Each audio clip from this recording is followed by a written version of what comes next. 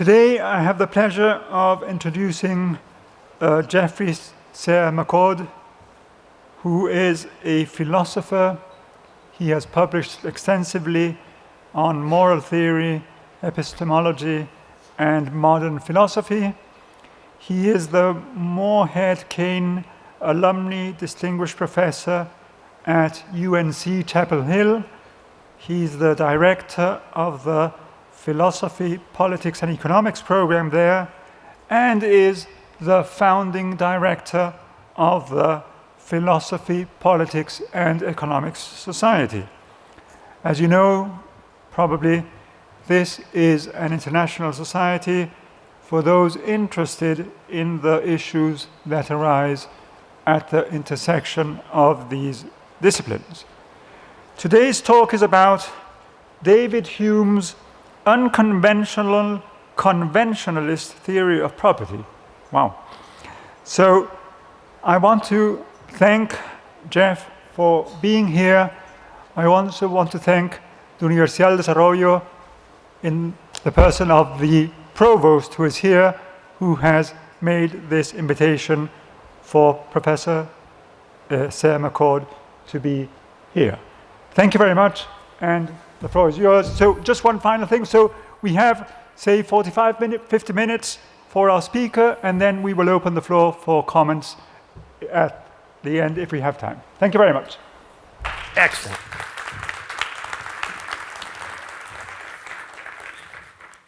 Thank you very much. I'm really honored to be here, and I've had a great deal of fun already at this conference all day yesterday. I went to sessions, learned a lot about all of Adam Smith's opportunities for new ideas, about debasement and celebrating its effects or not. I'm going to talk today about what I think of as Hume's decidedly conventionalist account of property, but an account that is unconventional twice over. And I'll be revealing the twice over in the process of the talk. But I want to start by distinguishing a conventionalist account, a conventional conventionalist account of property from other things. So on a conventional conventionalist account of property, what property is whose is settled by the presence of an actual convention in the society that's structured in such a way as to determine rights and permissions and prohibitions in the use of things quite broadly. So the things might be other people, and some conventions have conventions of ownership of other people. It might be animals, it might be land, it might be individually owned, or it might be collectively owned, or it might be held in common, not owned by anyone in particular. But what matters to this view is, absent an actual convention constituting these rights, permissions, and prohibitions, there is no property, there's just stuff. There's no mine and thine and ours. There's the environment we're in with the opportunities it affords. Now, this contrasts very sharply with a heavily normatively laden account of property, for instance, by the divine stipulation of God to me, either a church speaking as the first authority and the decider, or kings who claim the divine right, or John Locke, who defends self-ownership.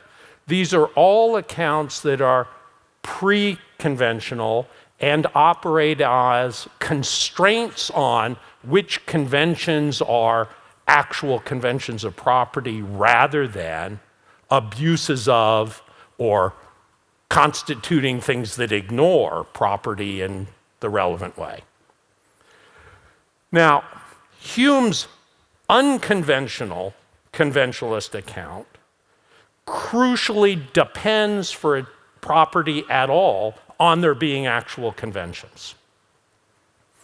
But his unconventional conventionalist account is committed to giving a moral defense of the convention for it to succeed in constituting property in the sense of ownership where others have moral reason to respect the property. So conventional conventionalist approaches don't do that. They may talk about utilitarian defenses of or criticisms of various conventions, but that doesn't affect the standing of property at all, on their view. Is that contrast clear enough? Okay. So with the contrast drawn, I want to remind you of Hume's general moral view, especially but not exclusively laid out in the treatise. That view starts by arguing that moral distinctions are not derived from reason. They depend crucially on sentiments. Specifically, he ends up arguing on sentiments of approval. And more specifically, not any kind of approval, but what he says is the distinctive kind of approval he denominates moral approval. It's a special kind of feeling. That's crucial, he thinks, to the distinction between virtue and vice. He then moves, after that argument, to an argument to the effect that the proper object of moral evaluation are the durable traits of character of people, and what distinguishes one trait from another in the relevant respect are the motives animating that trait. So he doesn't deny we can call actions just actions because they are a certain type of action, but we can't credit the person as a just person if the reason they performed the act had nothing to do with the proper considerations of justice, but just fear of punishment, for instance. Against this background, he then explores the question, so which are the morally approvable motives? What's distinctive about them? What's the difference between them? And he ends up dividing virtues into two kinds according to a crucial difference, in his view, between the motives. Some virtues, he calls these the artificial virtues, are the virtues such that you can't have the motive. It's not an available motive absent a human artifice, absent a convention. There's just no way to be moved in the appropriate, approvable way unless there's a convention in place. He distinguishes these artificial virtues, which he catalogs all as virtues of justice, but then he distinguishes respect for property, keeping one's fidelity to promises, allegiance to authority, and maybe facetiously, maybe not, preservation of chastity. These are all in the section on justice, which is the section on artificial virtues. I'm focusing on property, which is what he gives the most space to. But he thinks there is just no way to be virtuously motivated by a regard to property absent a convention. The other kind of virtue he calls natural virtues. And this is not a distinction between fake or superficial or imaginary and real. These are all, he thinks, genuine virtues. It's a distinction between the availability of a motive absent human conventions. Natural virtues are the virtues that depend on motives that human beings have naturally. It doesn't depend on any kind of artifice. He thinks of prudence as a natural virtue, a kind of enlightened self-interest. He thinks of courage this way and benevolence this way. These are all things that are in the human frame and have a directional focus, often a directional focus that gets educated by conventions, but the motive itself is a motive that gets directed by new information, not constituted by the conventions that might be part of the new information. Okay, with that in mind, and thinking of respect for property as an artificial virtue, Hume then asks, so what's the artifice that matters? And his answer to this, as well as his style of answer, which I'll get back to towards the end of the paper, is really crucial. He starts by identifying what he characterizes as the circumstances of justice, the conditions under which justice has a place and a point. And he says crucial features here are there's no place or point to justice if we don't enjoy a kind of moderate scarcity. If there's absolute scarcity, considerations of justice, even if there have been present, go out the window. So in emergencies, in sinking ships, where on the ship is people's property, or in the emergency there's someone's house, Hume thinks it's not a relevant kind of moral consideration to respect the floating case of jewels that would save your life because you don't own the jewels. Now, that doesn't abrogate or undermine the ownership. Once the case of jewels gets to the shore, it goes to the owner, that you take it and use it without permission to save your own life.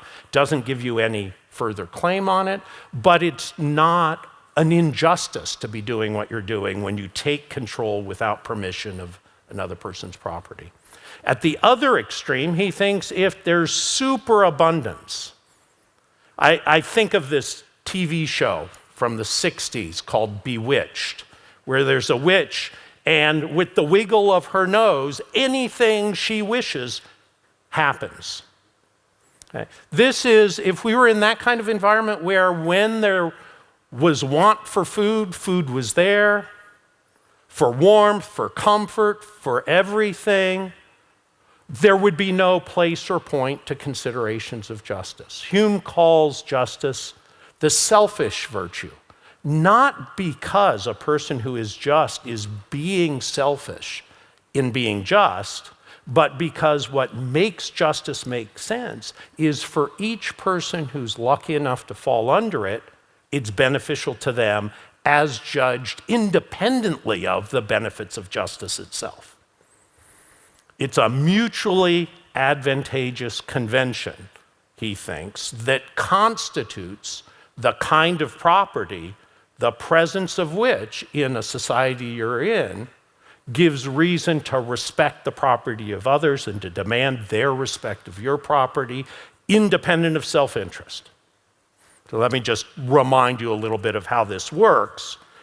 He thinks the circumstances of justice, moderate scarcity, and I should say moderate benevolence.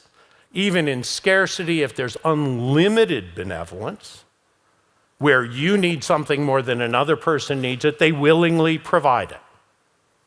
But he thinks we don't have unlimited benevolence. That's not a criticism of us, it's just a characterization of us. And in the total absence of the capacity to sacrifice your own benefit for another, he thinks justice couldn't get up off the ground successfully. So, moderate benevolence, moderate scarcity constitutes the circumstances in which there's room to create a convention of the appropriate kind that, if constituted, so it's not enough for it to be hypothetically available, if constituted and respected, then duties of justice emerge. So what he does here, it's a lovely section of the treatise, is he basically invents game theory, specifically coordination games. And he describes these situations where pre-convention, we may be getting along fine enough, except when there's scarcity, except when we benefit by owning stuff and being able to rely on stuff, or making promises and being able to rely on those promises. He thinks In these situations, if only we could get a convention in place that would benefit each, but compliance with which meant respecting property and keeping promises and paying allegiance to the government, we're in a mixed coordination game. There's an upside from where we are, it's advantageous to each, but it's a mixed coordination game because the convention that might be advantageous to each of one kind might benefit me and a few other people more than you, another might benefit you and a few more people than me. Hume thinks in these situations, there's no way to resolve these except by appeal to which you've successfully put one in place. With me so far? Willing to stop? I can be interrupted. Okay? So if we find ourselves in a situation, circumstances of justice, enlightened self-interest, he argues, should bring us to be conditionally willing to cooperate with others in abeyance of a convention where the condition of our willingness is a like willingness of others. And now what we need is to coordinate on some set of conventions. But in Hume's mind, this isn't an event ex nihilo. This isn't a conventional meeting and agreement or promise or consent process. These kind of conventions, he argues, emerge over time. They emerge in families. They emerge in small communities. And as long as what's emerging are conventions that are genuinely mutually advantageous, again, we're not comparing the amount of advantage to each other. There's no assumption of an overall utilitarian calculus here. In these contexts, conventions emerge. And when the conventions emerge, we find ourselves in a position where some people can be moved to comply with the conventions from which they've already benefited, on the assumption others are likewise willing to comply without regard to their own interest. It's that motive, that conditional willingness to comply with mutually advantageous conventions, that Hume argues is the motive of duty, that is valorized as a duty and makes a person able to act on it a just person. So in the case of property, there are all sorts of different ways conventions might get up and running that would be advantageous. On this view, Hume is trying to defend private property, Lockean private property, and he thinks that's hugely advantageous. More advantageous than other ways to organize society. But he doesn't think that other ways of having organized a society that are mutually advantageous to those people are environments in which they don't have duties of property to each other. They don't have to respect not overusing the commons, for instance. Private property solves the problem of the commons.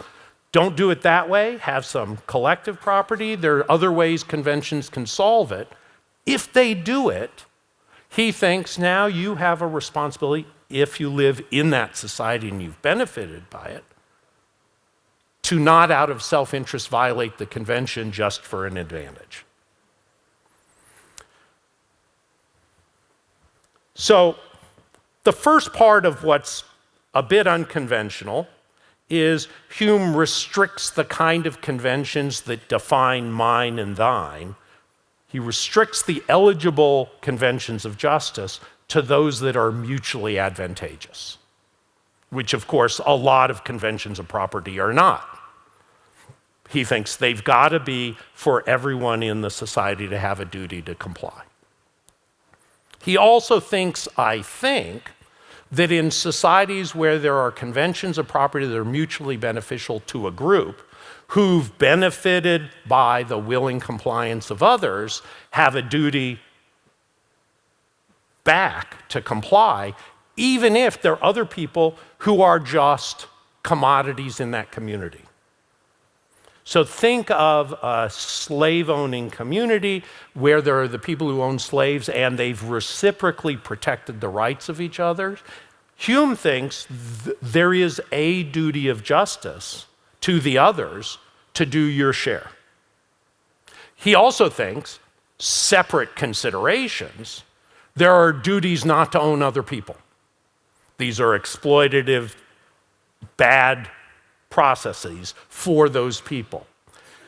He doesn't take a stand on which of these duties weigh, but he does an interesting job of validating the sense that if you've participated in a group that's been mutually beneficial, mutually self-restrictive, there's a moral relation created there that wasn't there otherwise. It doesn't undermine the obligation to the people who are owned. It doesn't mean you don't have a duty to free those slaves, but that takes a separate argument. Okay. With that picture in mind, it's really important to start thinking about, okay, I see how there's this new motive possible to comply with a mutually advantageous convention, not from self-interest, but by recognition of its being this kind of convention, if others will as well. What valorizes that? What constitutes that as a morally approvable kind of motive, different from enlightened self-interest? Because what Hume is really after here is, of course, where there's a mutually advantageous convention up and running, everybody in it has some self-interest to comply. They're benefiting from it, they don't want it to be undermined, but that reason for complying with the property carries no weight in any situation where self-interest can be advanced more by violating the property of others. So this is go back to the Republic and Glaucon's challenge. Show me that justice is good for its own sake. Please, Socrates. And then Glaucon gives an account of justice. And it's an account of justice where smart people realize they'll do better off if they put in place rules that restrict what others can do to them in exchange from them joining forces to restrict others from doing it to those people. So we build conventional rules that are mutually advantageous, but Glaucon puts this on the table because there is no reason to comply with the rules offered except self-interest.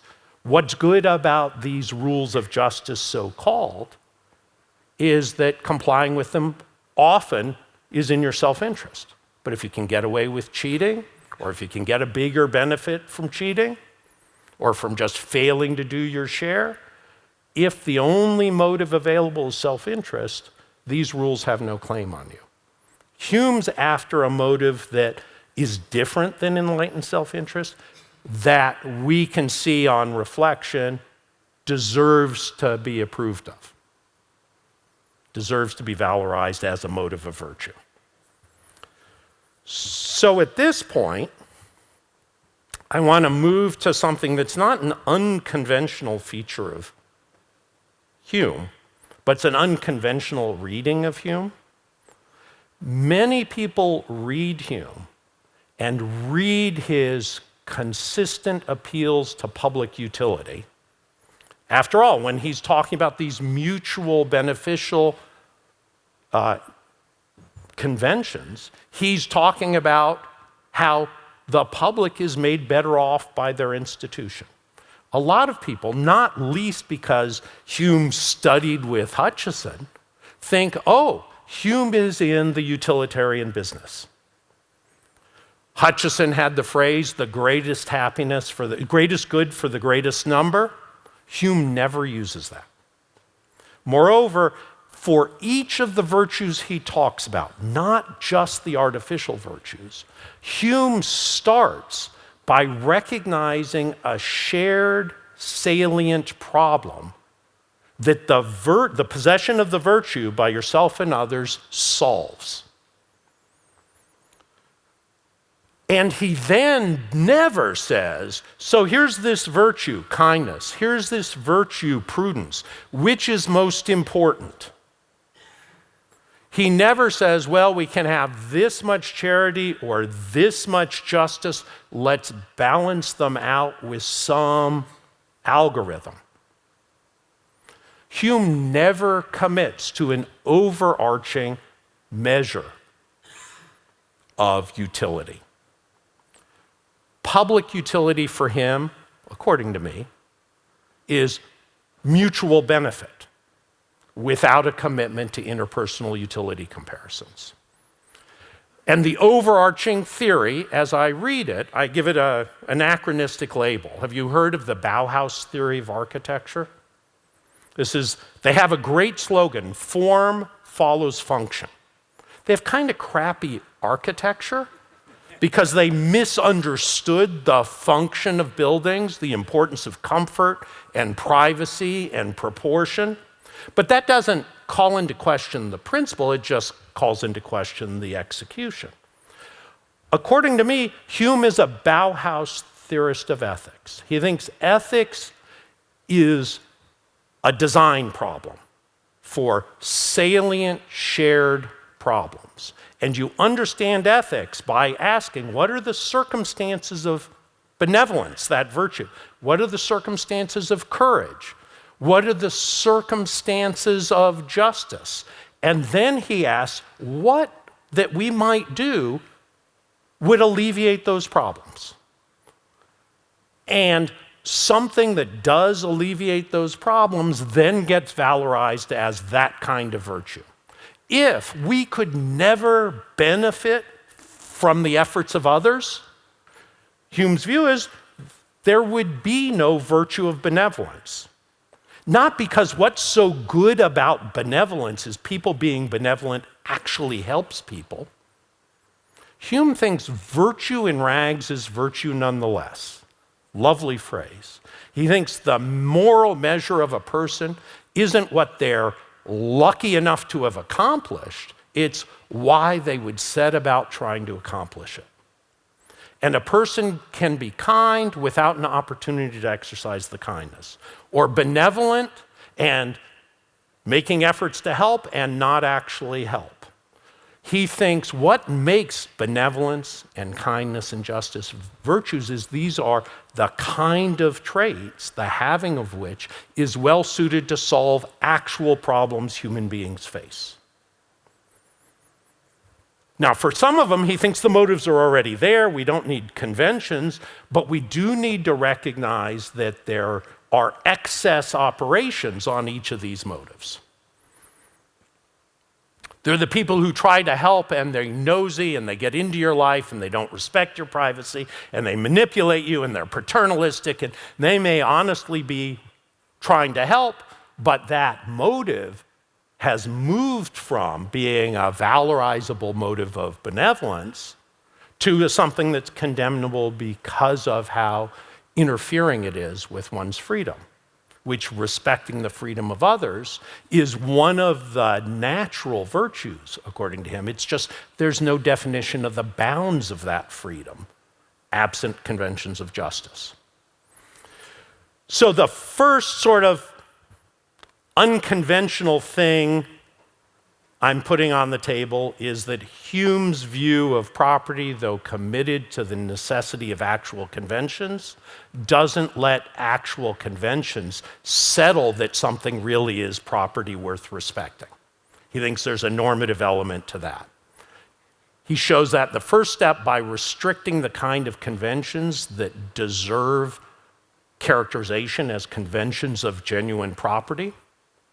And then he asks, of that, when there is such a convention, what reason do we have to act according to it? And he thinks in the first instance, it's self-interest. And that's the virtue of prudence. And he thinks prudence gets approval. But acting from prudence, complying with rules, isn't yet being a just person. He has this long, puzzling, interesting discussion about what's that distinctive motive? There's a lot of controversy here. My proposal is it's this conditional willingness to cooperate with actual conventions that are beneficial. There's no overall utilitarian calculation. There's no comparing this society to another society, or this actual convention to a hypothetical convention from which nobody's actually benefited, concerning which we couldn't possibly get it instituted. Thinks that's just not relevant. So that's the first thing. It's a normative conventionalism. Unusual thing, unconventional interpretation. This whole setup is a Bauhausian approach to moral thinking. We have salient shared problems. We need to solve them. The virtues are candidate solutions to these problems that if they actually solve them, they merit approval. The third thing that happens, I haven't talked about at all yet, is once he's gotten past the artificial virtues, once you understand the artificial virtues as convention-dependent solutions to coordination problems, he goes back to the relevance of approval. So his view is, we have the capacity to sympathize with others. That's not all we do. We also compare ourselves with others. And the effect of sympathy and the effect of comparison are opposite. But sympathy engages us with the weal and woe of others. And that puts us in a position to have a pleasant, what it transfers is an idea of somebody's doing well, if we're sympathizing with them, to a pleasing idea of them doing well. Then according to Hume, this is in book 2, almost nobody reads the stuff on the indirect passions, but in book 2 he says, and what happens is that idea being transformed into a pleasing feeling, thanks to a dual connection, gives rise to an intentional approval. Intentional in the sense that it has an object and it has a cause. So approbation, according to Hume, is approbation of someone for something, explained by the idea of that person doing something via sympathy, engaged you with the benefits to that person or to others. With me so far? Complicated story, beautiful story. I think psychologically there's some real evidence for Hume's psychology in book 2, empirical evidence. But suppose you have that view. Hume then says, okay, we all can and do sympathize with others, and as a result, approve or disapprove what they're doing or what we're doing, thanks to thinking about what they're doing and its effect either on other people or themselves. But sympathy is a hugely variable thing. How much we sympathize with people, who we sympathize with, depends very much on how much they're like us, how close they are, literally, or in our imagination. He says if we were to try to adjudicate character traits, and specifically motives, by strength and nature of approval or disapproval, we'd be facing a discussion of cacophony. We just disagree. And there's a phrase that I think is maybe worth quoting if I have it. I think I have it here.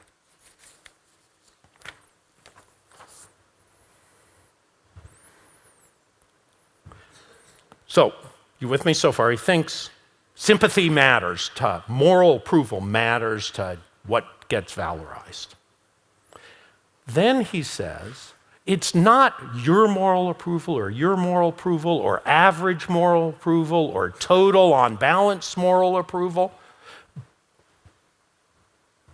It's approval, as he ends up saying, from the general point of view. This is an idea picked up, but changed by Smith when he introduces the impartial spectator. But it's the idea that it's one thing to say, this gets a lot of approval, and another to say it merits the approval it gets. And Hume is very interested in that difference. And he thinks that introducing the general point of view is the way to solve a shared salient problem we all have. And that's the problem of thinking and talking together about the characters of ourselves and others in a way that can engage our heart, and engage our actions independent of self-interest. So he writes the following, okay? Introducing this is me first. Introducing moral thought and the general point of view that goes with moral thought, it's absolutely crucial to a harmonious social life, according to Hume. Without it, he says, we would be faced constantly by, quote, those contradictions, interesting word here, close quote, that come from each speaking from her own point of view.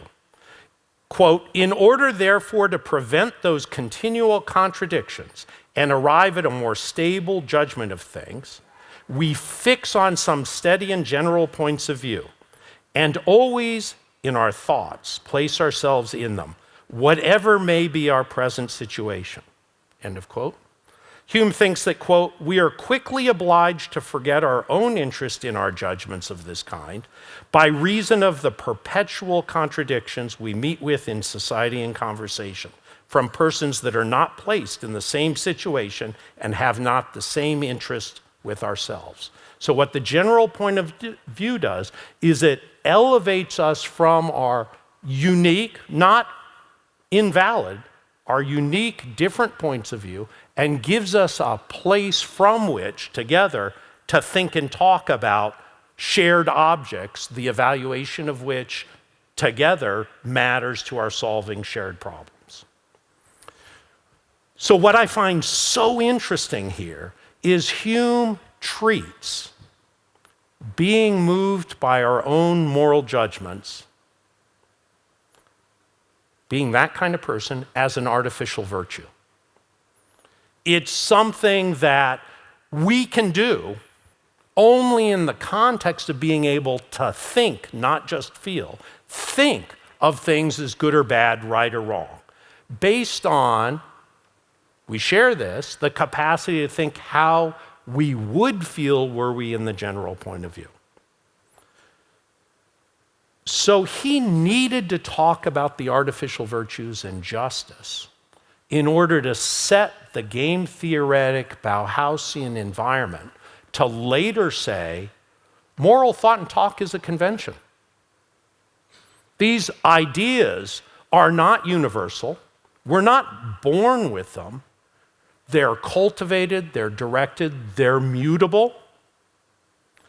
And the right ones are the ones the having of which let us discuss, not just from our own personal point of view, how to solve problems we share. As you dig into this general point of view, you realize that from the general point of view, and this is a key to its working, according to him, is to take up the point of view and think about a person's particular character. You have to be focusing on a particular set of circumstances.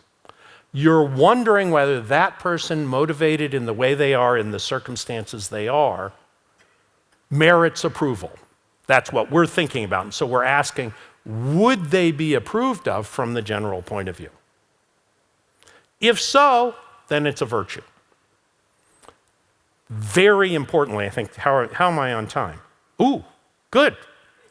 4 minutes. The last bit I love, I'm doing work on this separately. Hume says it's crucial that this general point of view, that's the putative capacity to think morally about options, about the characters of people, about various conventions, that convention itself is something open to evaluation. We can ask of it, is it approvable that people regulate their choices, their words, their decisions by appeal to the general point of view? If not, that's an indictment calling for a correction. If so, then when somebody says, why should I care about this? We have an answer that's not just a self-interested answer. It's a vindication of the moral value of being willing not just to think in terms of your own interest or your group's interest. So This element of Smith, that the very standard of moral judgment is itself, living by it, thinking by it, is an artificial virtue, is another deeply unconventional way to be a conventionalist. But the lovely thing is, and he makes a big deal of this lets him ultimately agree with Smith about people having self-ownership, but not by declaring it and letting it go at that, but by raising the question, what are the different systems according to which we might allocate control over things? Does the connection between you and your own body constitute a reason to approve of a system that recognizes that right? Now, that doesn't mean that view is uncriticizable. He just thought it was the right view, and he saw a way that his view aligns with what he thinks the evidence showed. But he's committed to considering other alternatives from the general point of view and asking which, on balance, best solves our problem. And he's also, I love this part, committed to recognizing the problems we face, in one sense perennial, maybe universal, are also very changeable as contexts change. And if you're insensitive to those changes and you introduce solutions that are not built for those circumstances, you're screwing up in the name of morality. You're not making the world a better place. And I think of this as one of the core benefits of PPE as a field of intellectual and not just pedagogical endeavor. It's a view that says the moral questions are absolutely central.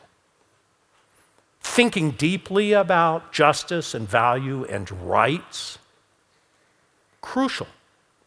But don't do that in ignorance of the real world facts, the incentive structures within which we live. Similarly, understanding the empirical, hugely, hugely important. Good, I didn't fall, so you didn't get a picture of me falling. Hugely, hugely important. But don't pursue those as if the facts taken as they are settle what's good to do. Don't take the fact that in a market, everyone can be got to pay a lot of money for Ugg boots. I don't know if you guys know what Ugg boots are. But this is a completely manipulated taste that once you get it, you just have these ugly boots. I hope not to offend people, but sorry, Catherine. So this is, I think, really important part of PPE, is the extent to which, in the spirit of Hume, in the spirit of Adam Smith, there's an attempt to recognize that moral and more general evaluative thinking and empirical information and appreciation of salient problems are an ineliminable part of doing things properly. That's the topic.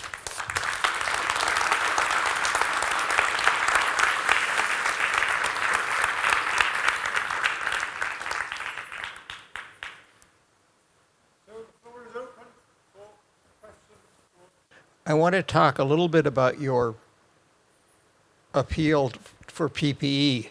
Okay. And I think that your talk on Hume's theory of property is a wonderful justification for just that, because in the economics literature, so back up, I think what happens is when we don't talk to each other, discussions get siloed. And Hume's theory of property in the economics literature was discussed in the 1930s by Arnold Plant.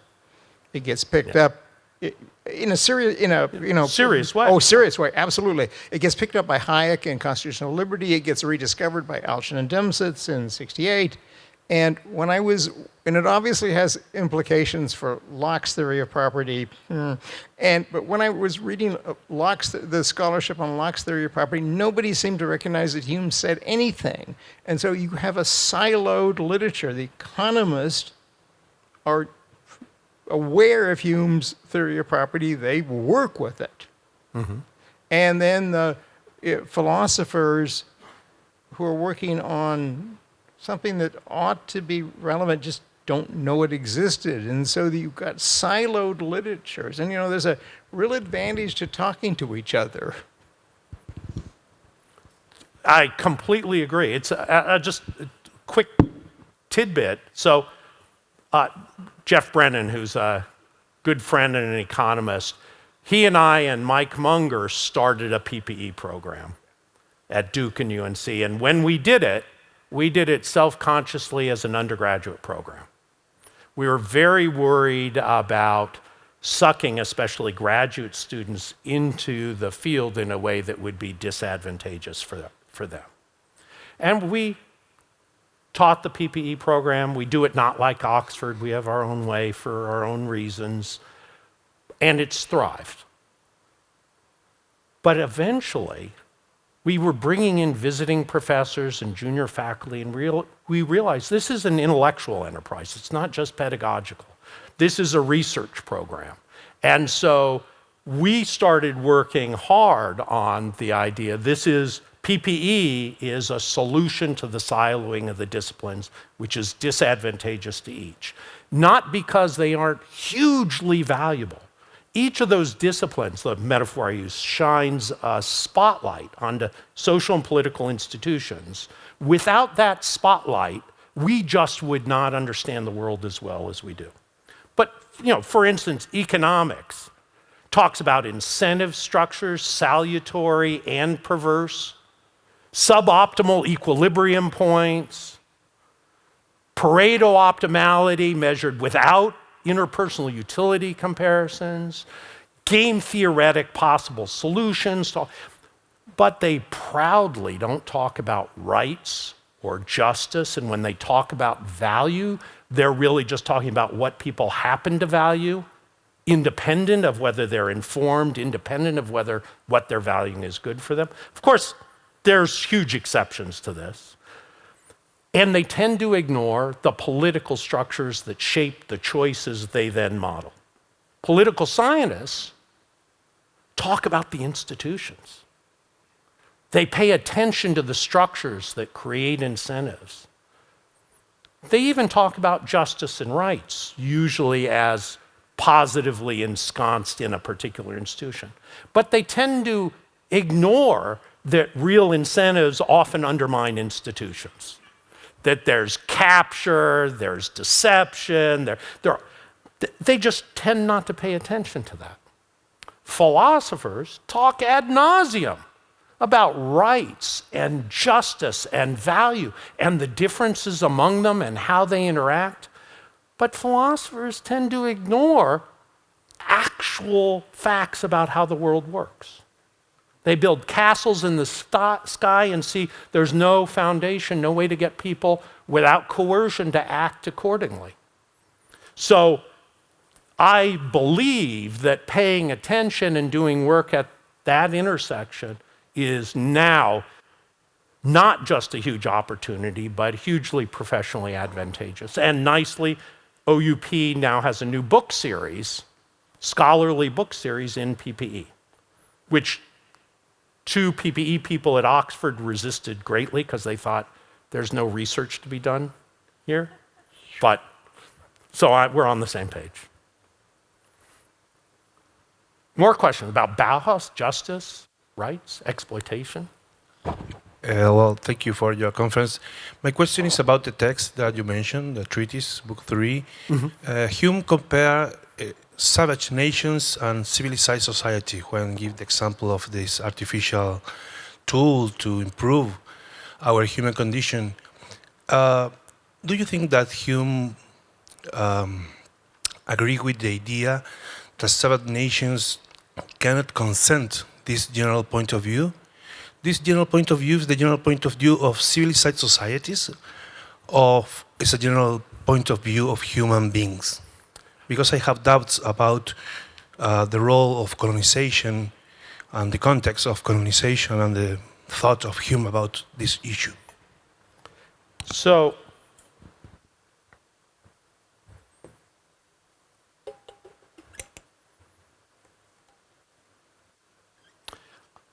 my understanding of Hume in this context is he's because he's an actual convention kind of person, not just hypothetical convention we could imagine.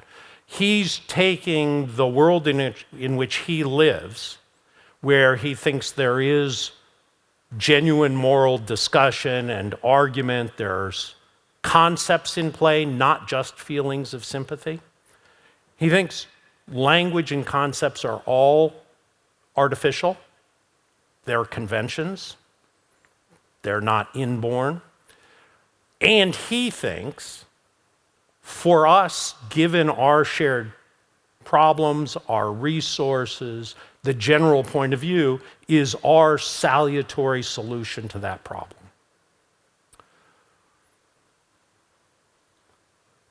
That's compatible with him thinking there's another community, savage or not, that also faced this problem of being engaged sympathetically with others, but not in a directly harmonious and unified way because of the variations of sympathy, coming up with a different way to regulate thought and talk successfully. Now, when that happens, he thinks they're not using the same concepts we are. They may not be a virtue-based evaluation that focuses on motives, may be completely focused on actions. Or it may not worry about durable traits, but ephemeral traits in context. So here's a case where he would say, here are different moral languages. They are all introduced to solve the same kind of problem. They do it differently. Here's the advantages of ours. Here's the advantages of theirs. But there's no option of just switching to theirs. That's a different set of conventions in place. There's bringing it into ours successfully if we can. He'd be in favor of that. So let me give you an analogy for what I'm trying to say here. The Bauhausian about chair design is someone who thinks a beautiful chair is a chair that's well suited for the relevant population to sit in. Now, you have to be careful about what the relevant population is. Heights have changed dramatically. Weights have changed dramatically. Physical capacities and disabilities have changed dramatically. But fix the shared problem of seating, and a good seat solves that problem. But not all good seats are the same. There are a lot of beautifully designed chairs that solve the problem. They do it differently. Hume's view on my interpretation is if one of those chairs, well designed to solve the seating problem, however we understand it, is in a museum, and it's outrageously expensive because of its provenance, and nobody ever sits in it, its actual utility is minuscule. Nobody's ever sitting in it. But its beauty as a chair is there.